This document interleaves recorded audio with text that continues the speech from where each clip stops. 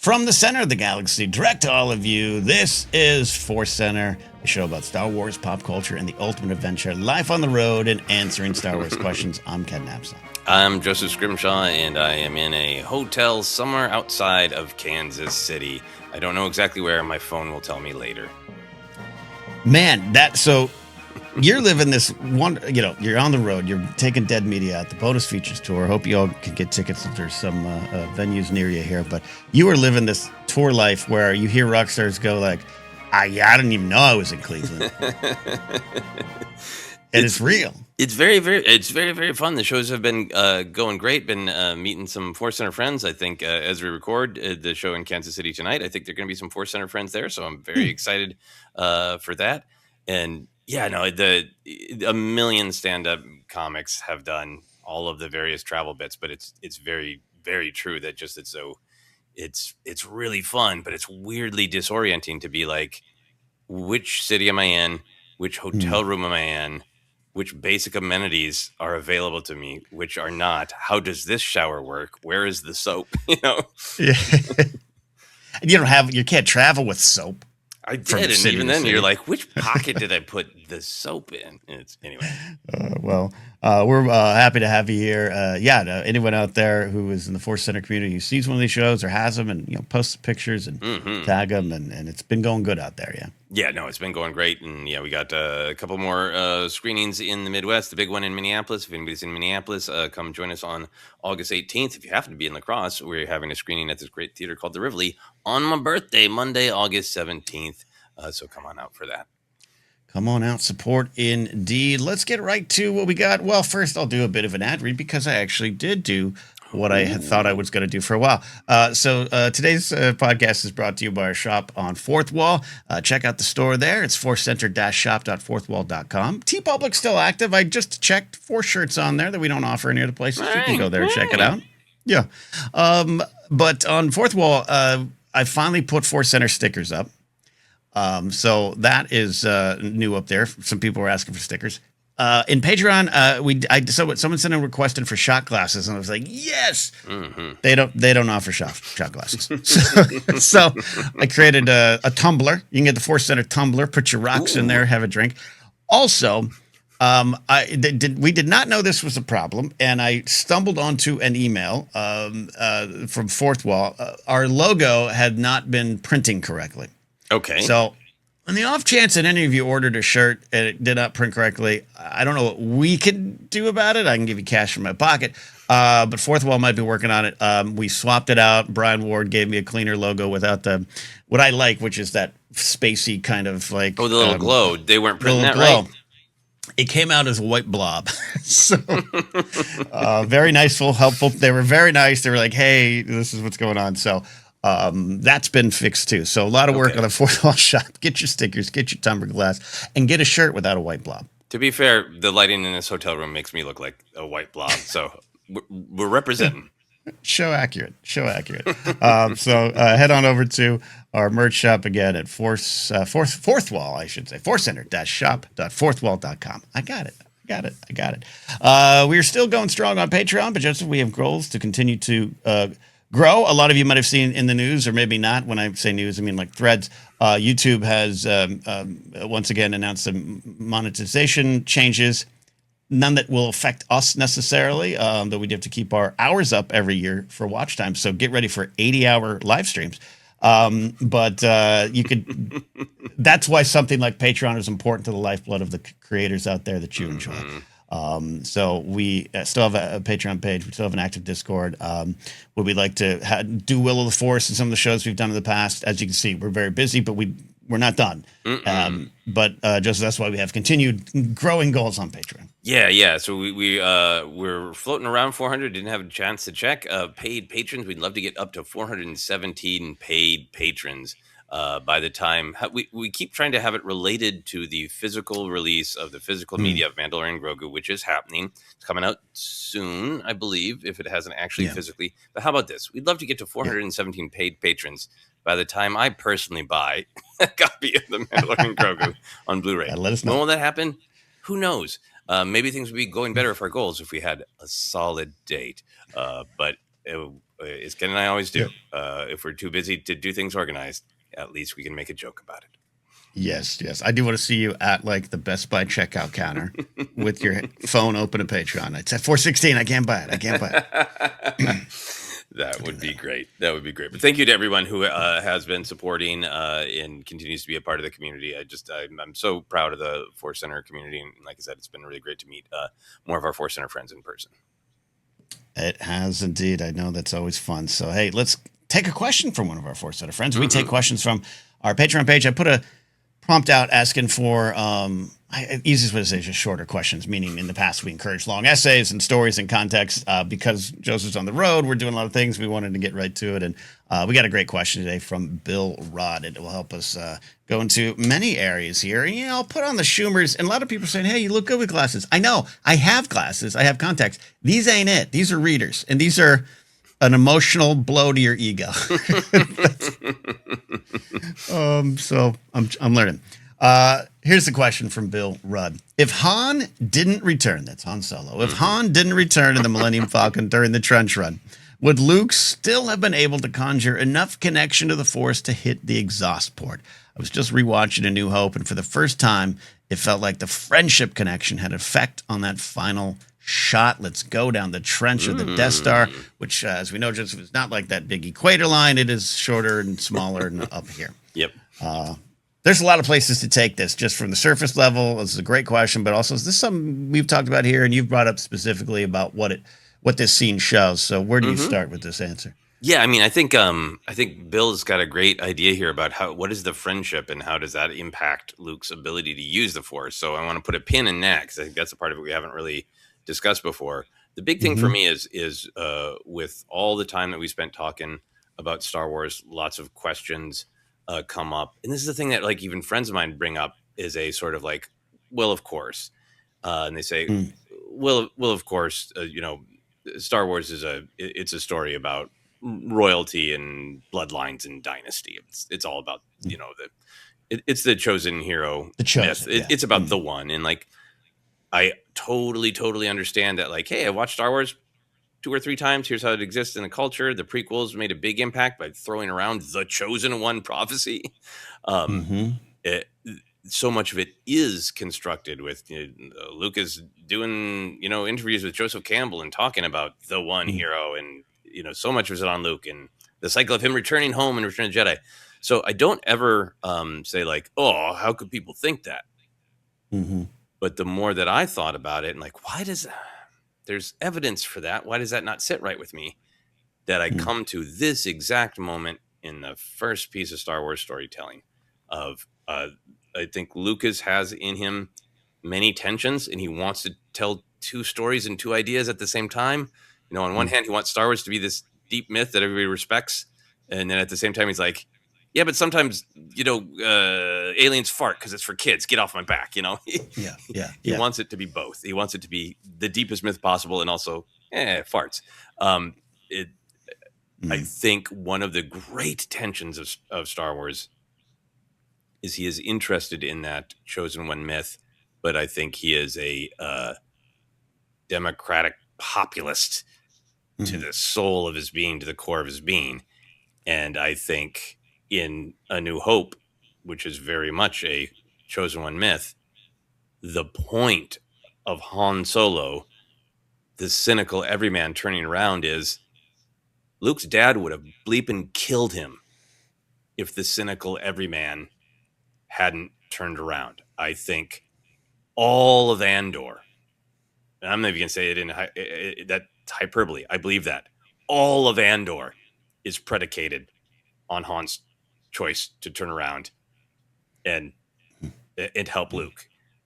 Get to Bill Rudd's interesting question about friendship, but I feel like on a practical level, if the cynical everyman didn't make it, it takes, we're all in this together, it takes a team choice, then the chosen one would have just been killed by his own father, and that would have been the end of the rebellion.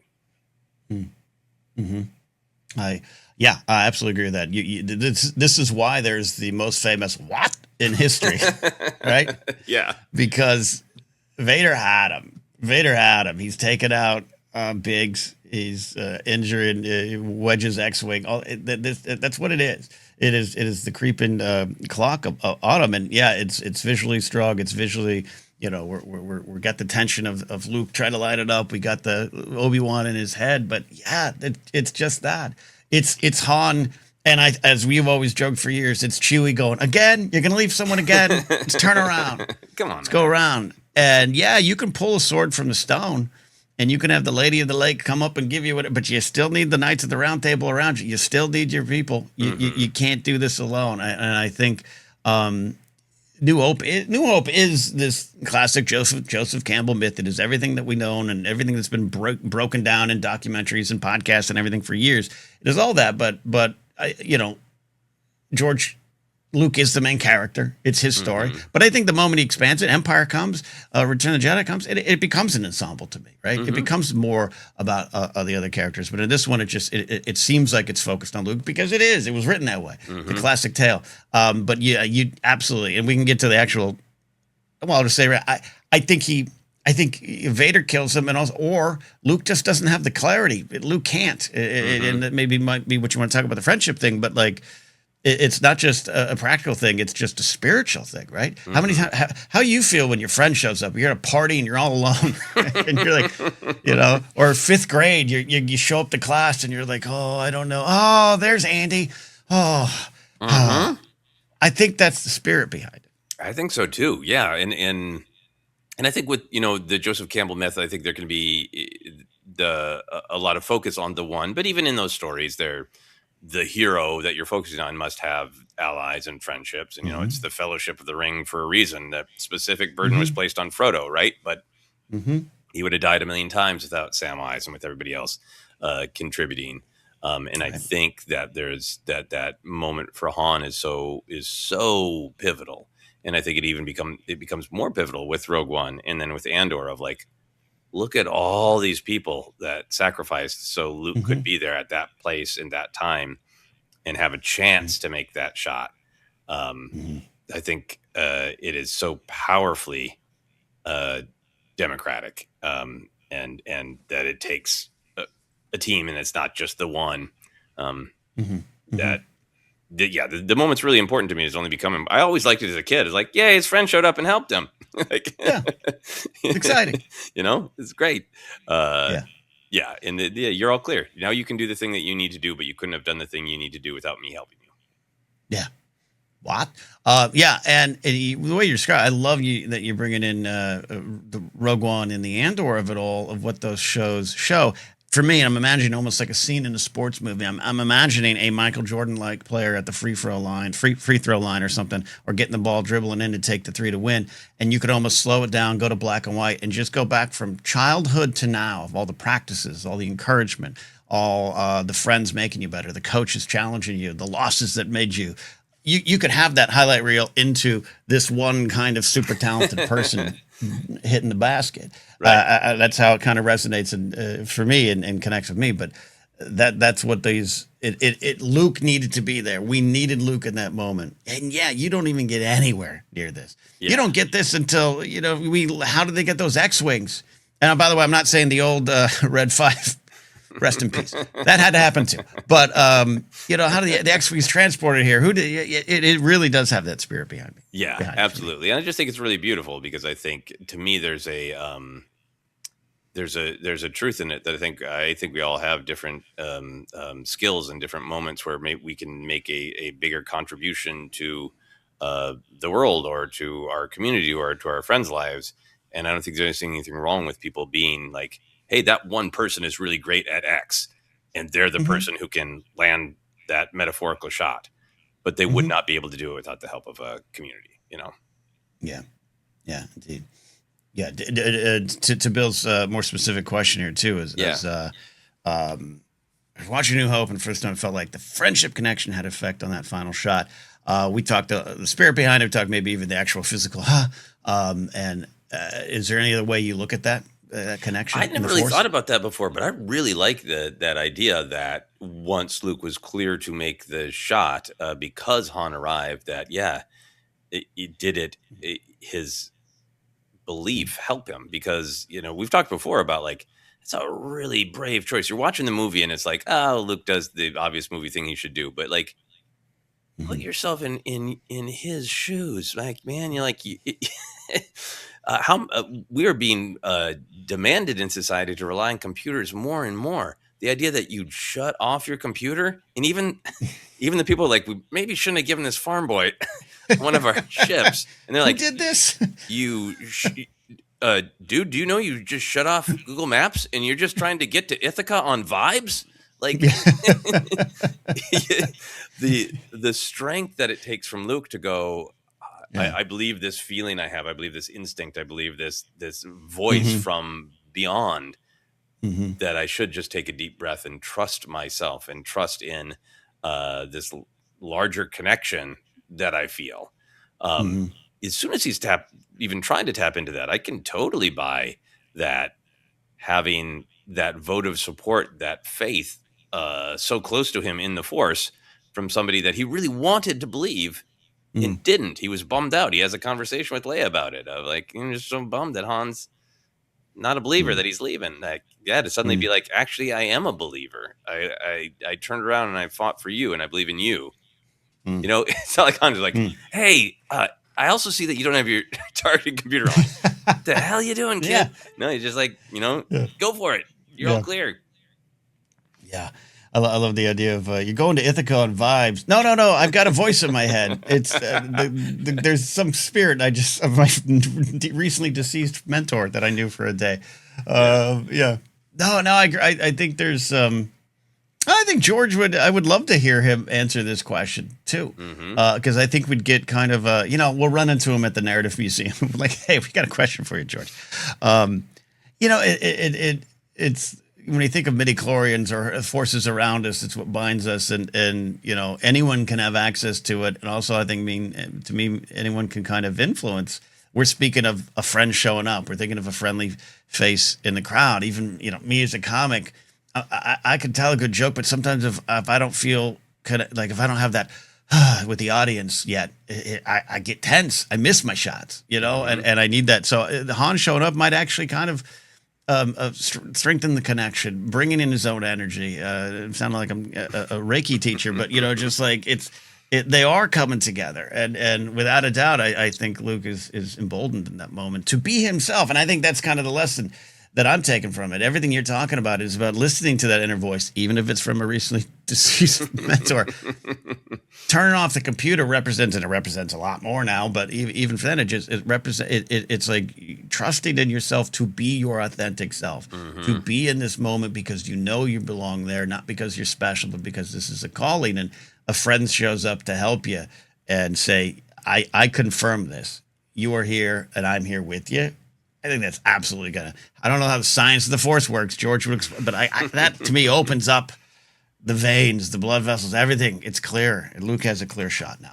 Yeah, I mean, it's always fun to talk about it, Star Wars on different levels, and you can talk about like, well, what is the actual the Mm-hmm. science, the philosophy, the in-world stuff. But in terms of just talking about the Force as a metaphor, I so agree with you, like, about shows of like, I definitely have shows like I am underprepared, I'm nervous, and then I see that one super supportive person walk in to the audience, and like, even peeking backstage and like, well, so and so is here, and suddenly it just changes, right? You're just like, Yep.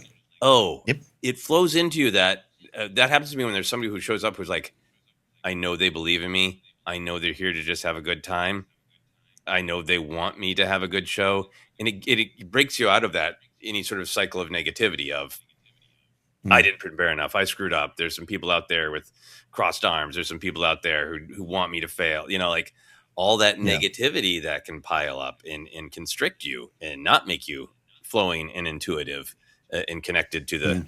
the comedy force. Yeah.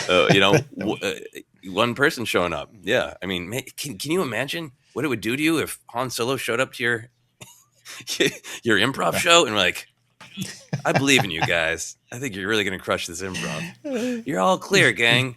Do some comedy Yeah. improv. Crush that Yeah. Herald, says Han Solo. I think that would help you.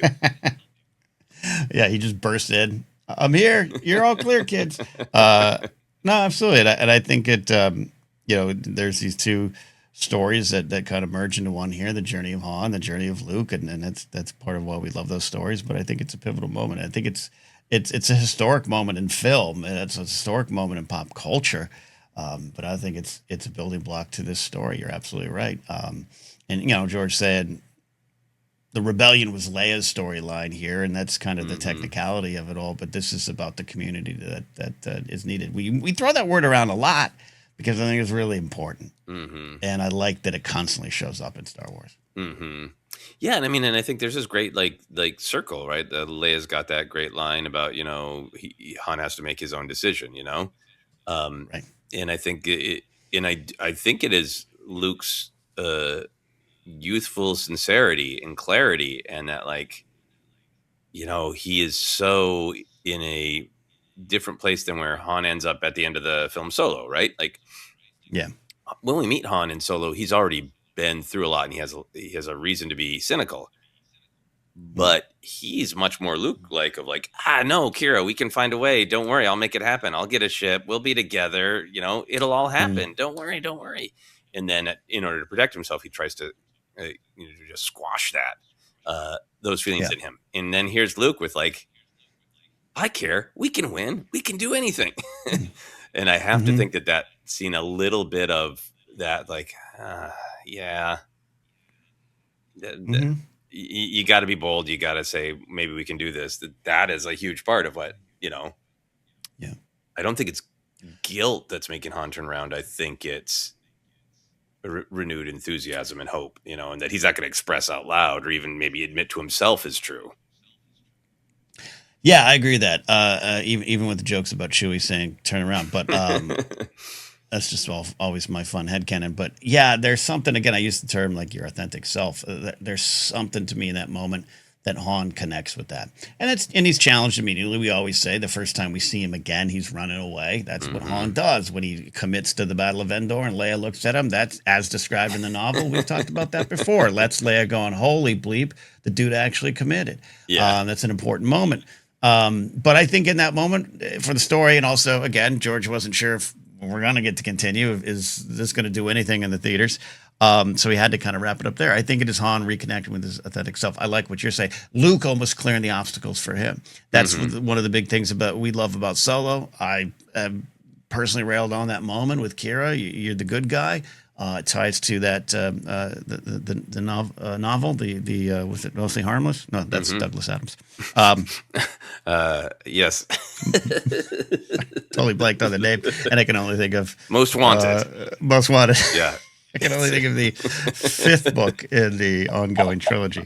Douglas Adams. But I love it because it's connected to that. It's Kira sees his authentic self, and he just layers it and layers it and layers it for cynicism, for protection, for desire, for glory, whatever it might be. The world that Han Solo concocts in his mind, specifically in that moment he gets the name Solo. I think he sees in Luke what you're saying. I like that interpretation of it. You're right. I did have to make that choice, and I'm going to make the right choice because that aligns with who I am. There'll be more challenges later, but for right now. Yeah. And I think it even tracks through really well of the great, celebration dialogue when Luke gets back and, Right. Leia says, I knew there was more to you than money. And he's like, I wouldn't let you get all the reward. Yeah. Yeah. It's funny.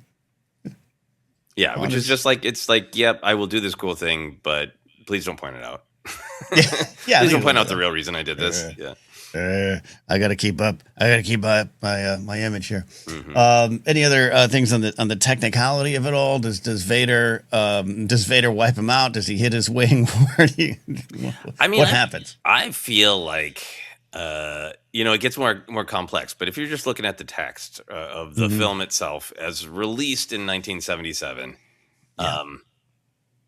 there's a visual of Vader's TIE fighter locking on to Luke's X-Wing, and he literally says, I have you now, right?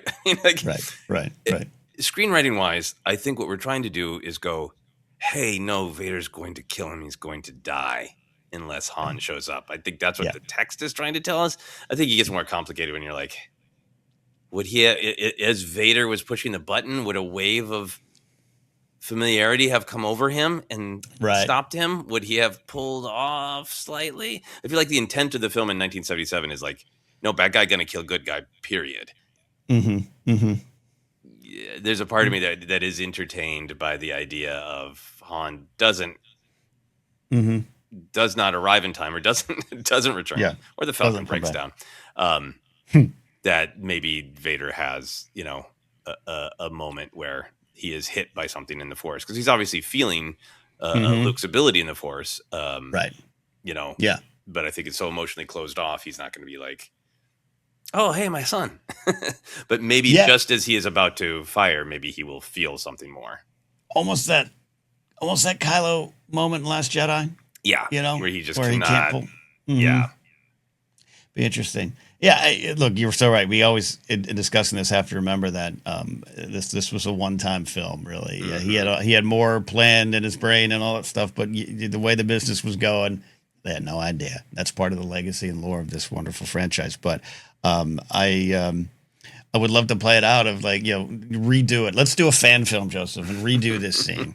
There's we'll just put some AI programs up. It's perfect. It just looks totally full of life. Not lifeless at all. But like if Vader feels like, oh, it's another one, I got to call the Inquisitors. Or the Inquisitors missed this one.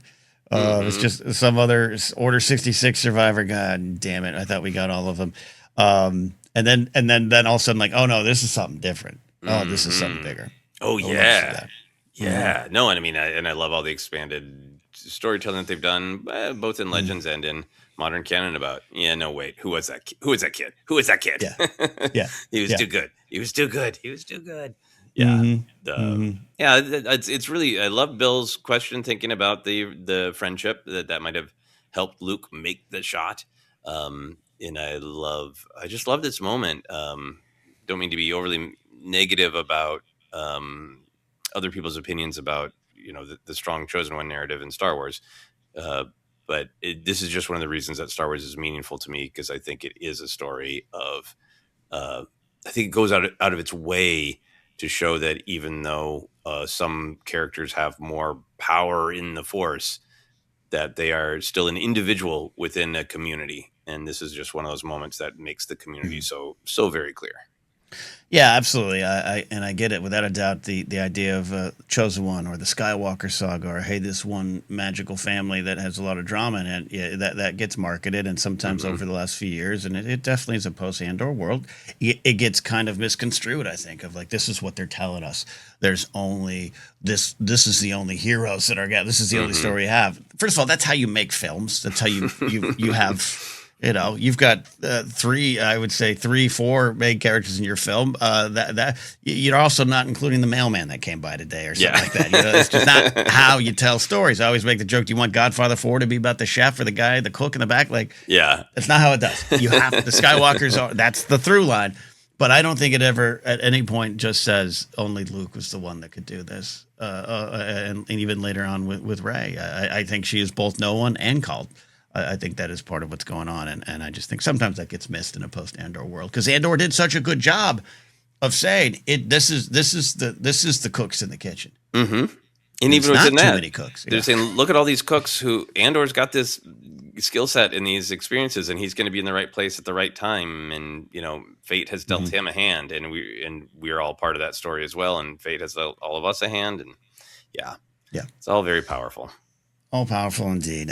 So great question from Bill. That's about all the time we have for today. As we said up top, we appreciate you, ForceCenter listeners who are long timers who know that we're all juggling some things right now. So we appreciate, our 4-hour discussions are on hold for a little bit. We'll get back to 2 hours on Dex's Diner. But we love diving in here, and we appreciate the question, Bill. More will be on the way. There is a Patreon post that you can go ahead and find, add more questions to it. Or reach out any other method to Discord, all those kind of things on social media. You can find us. We are on social media at ForceCenter Pod, Instagram there as well, Facebook page, ForceCenter Podcast, all this stuff. going on there. And you don't forget, as an audio podcast, we are found everywhere. Just search, you'll find us. And on Sundays, we re-release Databank Brawl. Check that out. Audio only. Support us on Patreon at patreon.com/ForceCenter. For me, Ken Napzok, no comedy shows coming up immediately. Nothing I can tell you all exciting. Just watch my shows every week. Blather Live, Culture, Faith, and Politics, Casterly Talk, Sports Card ASMR. It's all there for you to hopefully enjoy. But Joseph, where are you? And well, we know kind of where you are, but where are you headed and what's going on? And how can they find out? Yeah, I only kind of know where I am. So you can go to antennareleasing.com/films/dead media for updates on all of the screenings that we've got coming up, all the roadshow screenings. We've got a show tonight in Kansas City, and then August 14th we'll be in Des Moines, Iowa. And then I'm looking at my calendar, so I know August 16th we'll be in Davenport, Iowa, then La Crosse, Wisconsin, then back to Minneapolis on August 18th. And then, on the 20th, we'll be in Long Beach in California. Then we take a couple weeks off, and we're going to go out on another road show. We got some of those up already, the tickets for those, including in Atlanta. So I'm looking forward to seeing Alex and Molly over from Star Wars Explained. There you go. I'm going to see them too because I'm going to Dragon Con. That's so cool. More information on that soon. I'll tell you which hotel lobby bar to meet me. And that's it. We'll see you next time here on ForceCenter.